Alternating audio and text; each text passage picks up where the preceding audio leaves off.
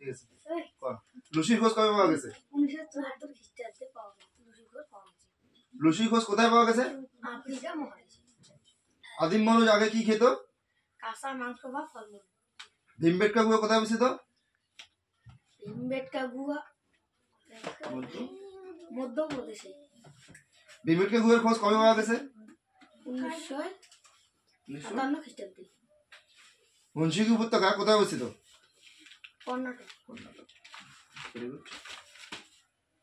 কবে মাটি খুঁড়ে পুরনো পাথরের কথা জানা যায়? 1983 খ্রিস্টাব্দে। কোন মানুষ আগে পশু শিকার করত? আদি মানুষ। আদিম মানুষ আগে কিভাবে থাকতো? দল বেঁধে থাকতো। আদিম মানুষ কিসের পোশাক পরতো? পশুর চামড়া বা গাছের ছাল। তো ভেরি গুড, ভালো বলো। আজকে জয়ন্ত বর্মন ক্লাস 6 এর ছাত্র মনোজিৎ প্রাইভেট সেন্টারের পক্ষ থেকে তাকে সবাইকে প্রীতি শুভেচ্ছা ও ভালোবাসা ও আন্তরিক অভিনন্দন রইল।